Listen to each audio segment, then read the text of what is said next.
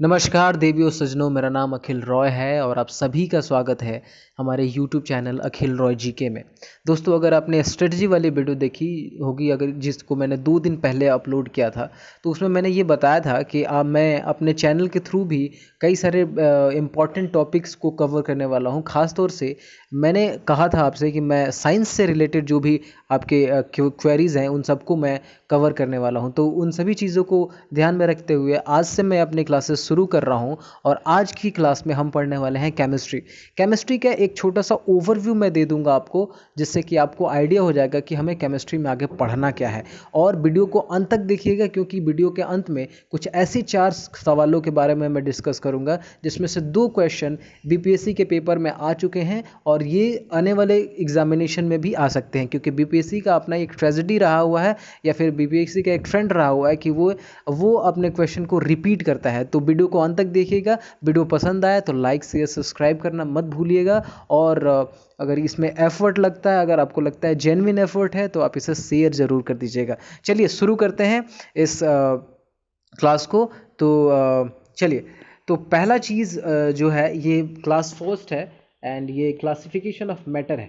ठीक है, इसका पार्ट मैंने बांटा हुआ है। तो हमें केमिस्ट्री का पहला चैप्टर पढ़ना है क्लासिफिकेशन ऑफ मैटर, यानी मैटर को कहते हैं द्रव्य का वर्गीकरण। आप हिंदी वाले भी आप परेशान मत होइएगा, क्योंकि मैं बाइलिंगुअल रहूँगा, तो आपको परेशान होने की कोई ज़रूरत नहीं है। तो जब हम क्लासिफिकेशन ऑफ मैटर की बात करते हैं तो सबसे पहले हमें ये जानना चाहिए कि मैटर क्या है। तो लेम लैंग्वेज में आप समझिए, मैंने ये लिखा हुआ है कि anything that has mass cover space and felt by our sense organ is matter. लेकिन आपको ये समझने की कोई बात नहीं है, अगर मैं इसको हिंदी में भी बताऊं तो आप समझ जाइएगा। देखिए, दुनिया में कोई भी चीज़ जो आपके नंगी आंखों से दिख रही है वो सब की सब मैटर है।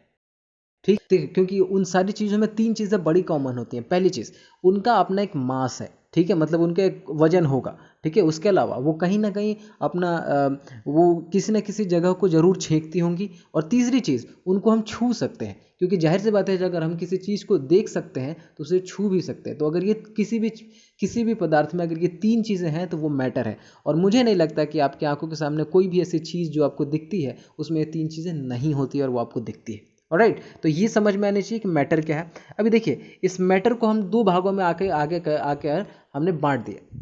देखिए, एक तो फिजिकली हमने बांटा। ठीक है, एक तो फिजिकली हमने बांटा ये, और दूसरा है केमिकली। तो पहले हम फिजिकली बात कर लेते हैं। देखिए, फिजिकली मैटर के जनरली 3 पार्ट होते हैं। ठीक, एक होता है सॉलिड और दूसरा होता है लिक्विड और तीसरा होता है गैस। लेकिन ये मुख्यतः 3 बड़े पार्ट हैं, लेकिन 2 और पार्ट है। एक है प्लाज्मा। ठीक है, पदार्थ की चौथी अवस्था है प्लाज्मा और पदार्थ की 5वीं अवस्था है बीईसी, जिसको हम आमतौर पे full form Bose Einstein condensate. 3 वैज्ञानिकों ने मिलकर के इसकी पूरी तरह से संरचना प्रदान की थी और इसके बारे में खोज की थी। और इन्हीं के नाम पे बोस आइंस्टाइन कंडेंसेट, आपको जान के की खुशी होगी कि भाई बोस एक भारतीय नाम है, तो इससे एक भारतीय वैज्ञानिक का भी जुड़ाव है। ठीक है, तो आपको जानना क्या है इसमें, जानने लायक ये चीज़ है कि देखिए, प्लाज्मा जो अवस्था है ना, ये प्लाज्मा अवस्था, पहली चीज़ ये है कि ये तब बनेगा जब बहुत ही ज़्यादा टेम्परेचर हो। बहुत ही ज़्यादा जब टेम्परेचर होगा, तो यानी समझ में आया कि इसके लिए टेम्परेचर का क्या होना पड़ेगा, हाई होना पड़ेगा। और बीईसी के लिए ठीक उल्टा, टेम्परेचर को बहुत लो होना पड़ेगा। ठीक है, तो प्लाज्मा के लिए टेम्परेचर हाई और बीईसी के लिए टेम्परेचर बहुत ही लो होगा।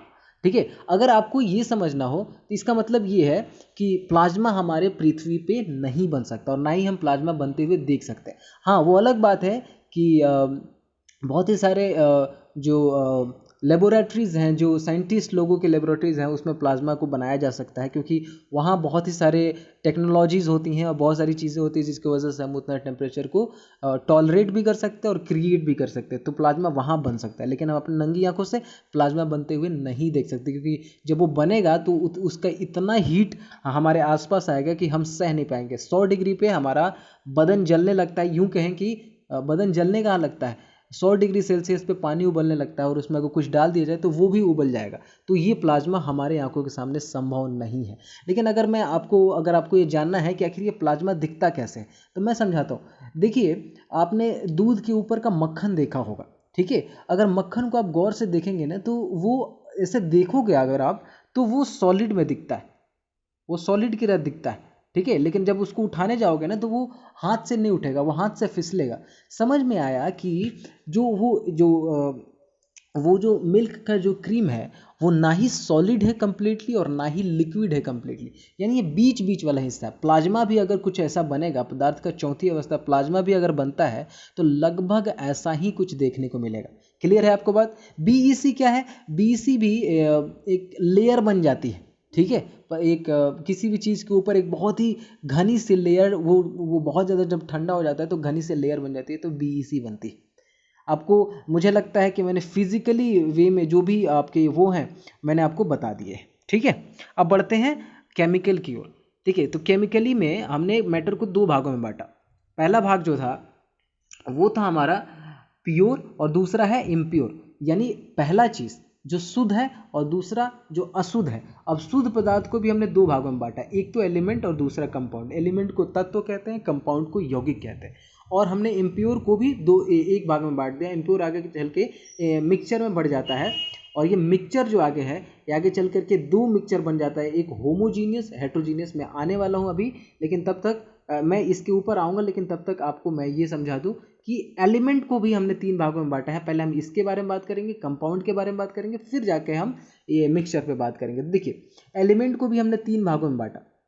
कौन कौन?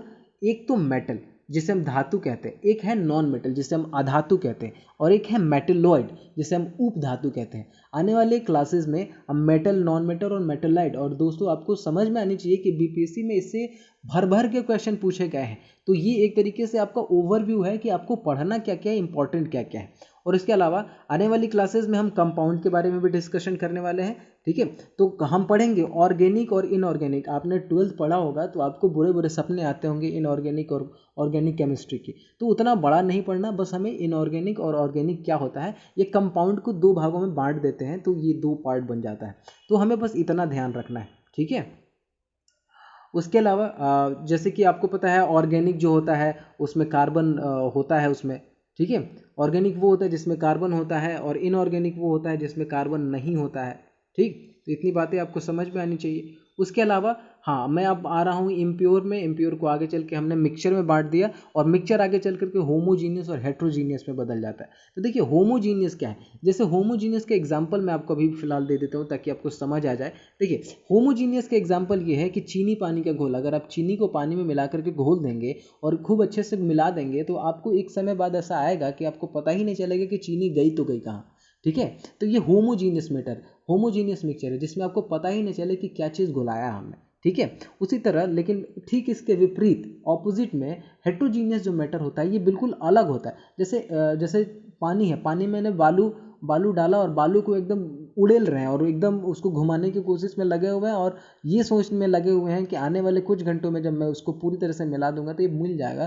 तो ये लगभग वैसे ही बात है कि मैं चांद पे चला जाऊंगा, तो बिल्कुल ऐसा नहीं हो रहा, ठीक है। तो हेट्रोजीनियस सॉल्यूशन जो होता है, हेट्रोजीनियस मिक्सचर जो होता है, ये कंप्लीटली डिसोल्यूट नहीं होता। आप समझ में? तो ये मिक्सचर हो गई, ठीक है। अब आगे क्या है, तो ये मैंने आपको छोटा छोटा ओवरव्यू दे दिया, ठीक है। मैंने आपको बताया कि मैटर को फिजिकली केमिकली में बांटते हैं, किस किस में बांटते हैं, इसका आप नोट कर लीजिएगा, ठीक है। ये शॉर्ट नोट्स की तरह भी है। अब ये जो इंपॉर्टेंट है, जो मैंने आपको बताया था कि ये वाली बहुत इंपॉर्टेंट हो जाती है, ये डेंसिटी, स्पेस, फोर्स, डिफ्यूजन और काइनेटिक एनर्जी। इससे बीपीएससी ने क्वेश्चन पूछा हुआ है। देखो डेंसिटी का मतलब क्या है, डेंसिटी का मतलब होता है घनत्व, यानी किसी एक पर्टिकुलर जगह में कितने लोग रह रहे हैं। अगर मसलन दो रूम है, अगर मैं दो रूम है, मैं आपको समझाता हूँ, ये डेंसिटी का कॉन्सेप्ट ही क्लियर कर देता हूँ। देखो एक दो रूम है और इसमें 1 2 3 4, और इसमें 1 2 3 4 5 6, ठीक है। इस रूम में 4 लोग रह रहे हैं, इस रूम में 6 लोग रह रहे हैं। तो इस पर्टिकुलर जगह में देख रहे हो आप, एक ही मतलब ये मान के चलो कि दोनों का सेम स्पेस है, ठीक है। तो इसमें ज़्यादा लोग हैं और इसमें कम लोग हैं, यानी इन लोगों को बहुत कम स्पेस मिल रहा है और इन लोगों को ज़्यादा स्पेस मिल रहा है। तो डेंसिटी का मतलब यही है कि किसी खास क्षेत्र में कितने लोग रह रहे हैं। तो जितना ज़्यादा अगर लोग रहेंगे उसकी डेंसिटी उतनी ही हाई रहेगी, और कम लोग रहेंगे तो उसकी डेंसिटी बहुत कम रहेगी। अगर मैं ये कह रहा हूँ कि सॉलिड की डेंसिटी ज़्यादा होती है, इसका मतलब ये है कि सॉलिड के अंदर रहने वाले जो भी इंटरमॉलिक्यूलर पार्टिकल है वो ज़्यादा हैं औसतन किसी और के। तो यहाँ एक डेंसिटी का क्वेश्चन बन जाता है, ठीक है। तो डेंसिटी वाला क्वेश्चन आप भूलिएगा नहीं। देखिए सॉलिड में क्या होता है कि सॉलिड बहुत ही ज़्यादा कॉम्पैक्ट होता है और उसके उसके जो मॉलिक्यूल्स होते हैं वो एक दूसरे से बहुत ही ज़्यादा सटे सटे होते हैं। इसका मतलब है कि एक कुछ खास ही छोटे से जगह में ही बहुत ही ज़्यादा पार्टिकल मॉलिक्यूल्स वगैरह रहते हैं। ठीक है, तो सॉलिड में डेंसिटी ज़्यादा होती है और उससे कम होती है लिक्विड में और उससे कम होती है गैस में। दूसरा है स्पेस। यहाँ स्पेस की बात हम कर रहे हैं इंटरमॉलिक्यूलर स्पेस के बारे में। ठीक है, देखिए मैंने ये बताया ना इंटरमॉलिक्यूलर स्पेस, किसी भी पदार्थ के अंदर जो कण है, जैसे मान लो ये कण है, ठीक है, अब ये कण के बीच की दूरी समझ लो। ठीक है, अभी एक और बना देता हूँ मैं और इसको बहुत ही पास पास कर देता हूँ। आप देखो इस वाले फिगर को गौर से देखो, इस वाले दोनों फिगर को गौर से देखो, आपको ये पता चलेगा कि ये वाला जो कण है ना, इसके बीच का स्पेस ज़्यादा है और इसके बीच का स्पेस बहुत ही कम है। सॉलिड में क्या है ना कि ये बहुत ही ज़्यादा कॉम्पैक्ट होते हैं, इनके जो मॉलिक्यूल्स होते हैं वो एक दूसरे से बहुत ही ज़्यादा सटे होते हैं और सटे होने की वजह से उनका स्पेस बिल्कुल ही कम होता है। लिक्विड में उससे थोड़ा ज़्यादा होता है स्पेस, और गैस का आपको पता है कि गैस का जो मॉलिक्यूल्स होते हैं वो एक दूसरे से बहुत ही ज़्यादा सटे नहीं होते। यही वजह से कि गैस इधर उधर फैलते रहता है। ठीक है, तो स्पेस के वादे से अगर बात करें तो स्पेस गैस में ज़्यादा है, फिर उसके बाद लिक्विड में ज़्यादा है, फिर उसके बाद सॉलिड में आता है। और फोर्स की बात करें, इंटरमॉलिक्यूलर फोर्स, तो आपको पता है कि सॉलिड में क्या है कि सॉलिड के इंटरमॉलिक्यूलर स्पेस बहुत एक दूसरे से पकड़ के रखे हुए हैं, तो जाहिर सी बात है जब वो पकड़ के रखे हैं तो उनका फोर्स ज़्यादा होगा। ठीक है, तो इसमें सॉलिड का ज़्यादा होगा, फिर उसके बाद लिक्विड का, फिर उसके बाद गैस का। ये बहुत ही इंपॉर्टेंट है, ये 5 चीज़ें, मैं 5 क्वेश्चन आपको तैयार करा रहा हूँ। फिर उसके बाद डिफ्यूजन का मतलब होता है प्रसार। अब आपको पता होना चाहिए कि कौन चीज़ ज़्यादा फैलता है। अब मैं अगर किसी फ़ोन को उठाकर किसी दूसरी जगह पटक दूँ,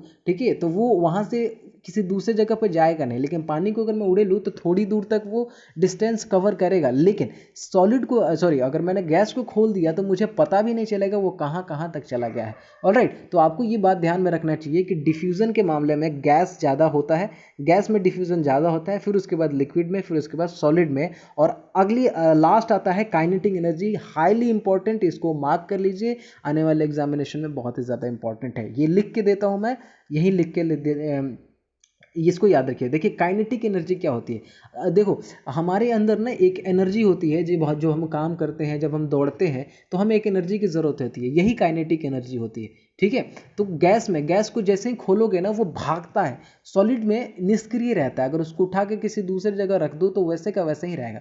सॉलिड को किसी दूसरी जगह उठा के इसको खोल दो तो आपको पता भी नहीं चलेगा वो गैस कब का खत्म हो गया और कहाँ कहाँ चला गया होगा। तो उसमें काइनेटिक एनर्जी ज़्यादा है। ठीक है, तभी वो एक दूसरे काफ़ी दूर चला गया है। ठीक है, उसी तरह लिक्विड को उड़ेल दो तो वो काफ़ी थोड़े दूर तक चला भी जाता है डुगुर डुगुर के। ठीक है, तो समझ में आया कि गैस में काइनेटिक एनर्जी ज़्यादा, फिर उसके बाद लिक्विड में, फिर उसके बाद सॉलिड में, यानी सबसे कम काइनेटिक एनर्जी सॉलिड में होती है। तो इस तरीके से एक छोटा सा ओवरव्यू देने की कोशिश की है।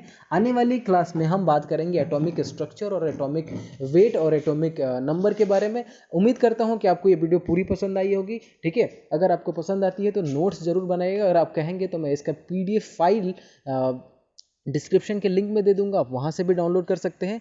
ऑलराइट, तो आज के लिए बस इतना ही। उम्मीद करता हूँ कि ये आपके क्वालिटी एजुकेशन में थोड़ा कंट्रीब्यूट कर रहा होगा। जैसे कि मैं हमेशा से कहते आया हूँ कि अगर वीडियो पसंद आती है तो लाइक, सब्सक्राइब और शेयर जरूर कर दीजिएगा, ये एक मोटिवेशन की तरह काम करता है। तो मिलते हैं कल एक नई वीडियो के साथ, तब तक हर हर महादेव। धन्यवाद।